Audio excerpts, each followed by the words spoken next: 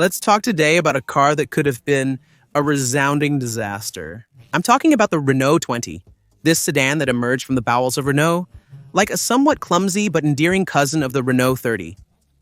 A car that saw itself as a high-end diva with its turbo diesel engines and starlet looks. The 20, it was more like the quiet guy at the back of the class. The one who doesn't make waves but ends up surprising you by winning the hot dog eating contest. So today we're going back to this quiet force. We're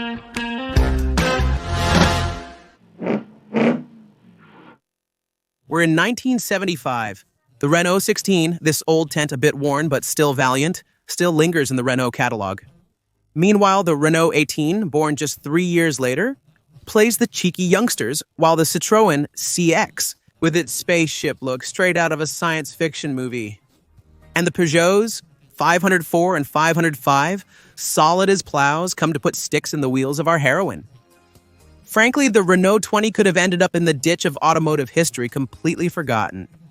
But no, against all odds, it found its audience like a karaoke singer who ends up making the whole room sing.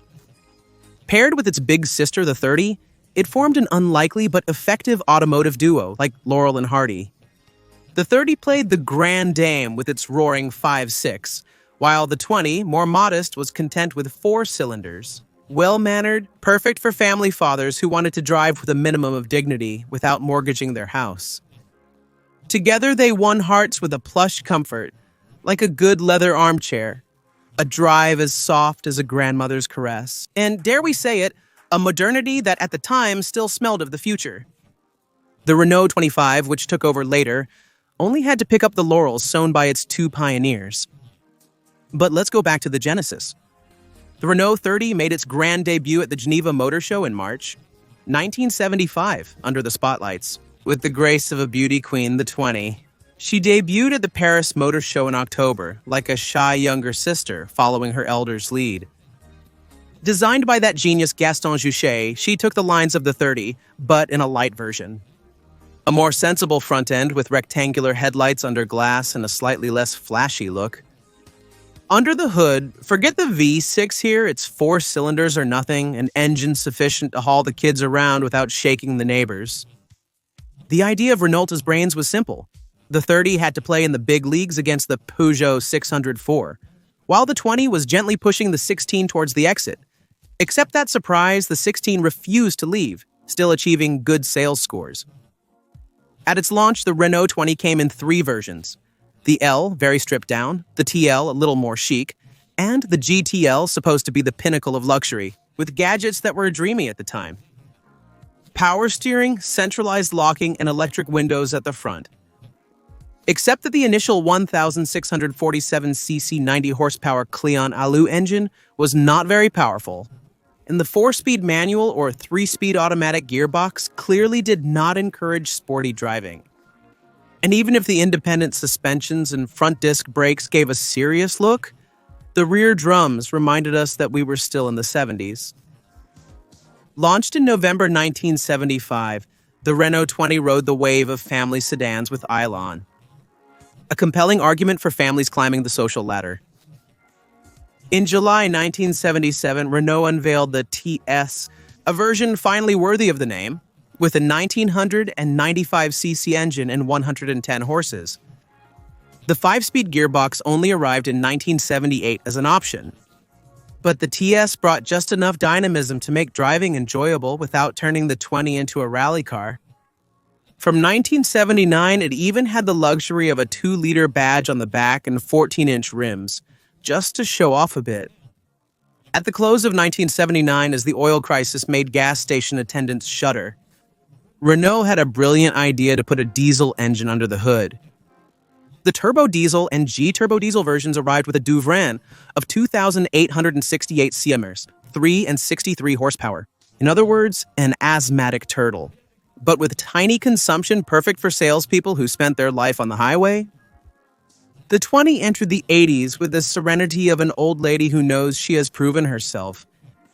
In 1981, she had a little facelift, a retouched front train, a modernized dashboard, and the arrival of the TX, the queen of the range. With a four-cylinder of 2.1 liters and 115 horses, in 1982, the 20 inherited the 85-horsepower turbo diesel, already seen on the 30.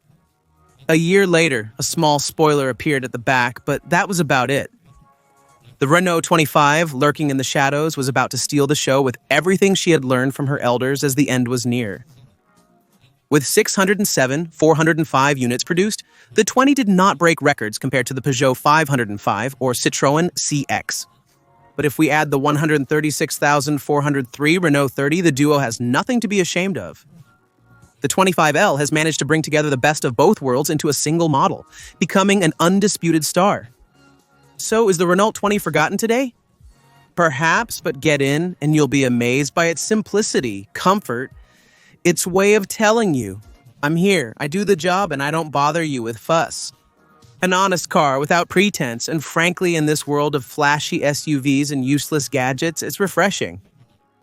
But if you really want to get your hands on an extremely rare copy, look rather on the side of Dacia with the 2000.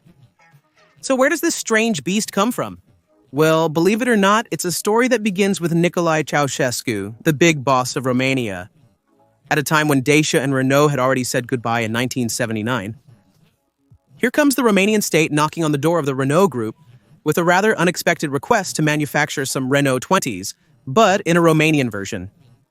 And Renault simply accepted.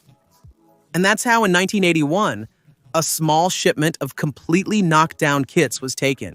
Automotive Lego boxes sent from France, ready to be assembled without a complicated factory, took the road to Romania. No need for a sophisticated assembly line, just a few screwdrivers, a bit of sweat, and probably a good dose of local vodka to motivate the troops. And here's the result, a Dacia 2000 produced in dribs and drabs. But there wasn't just one version. Ceausescu and his buddies had very specific requirements and wanted two versions. First, there is the 1.6-liter version with 96 horsepower, produced at about 250 units, reserved for the Securitate, the secret police of the regime.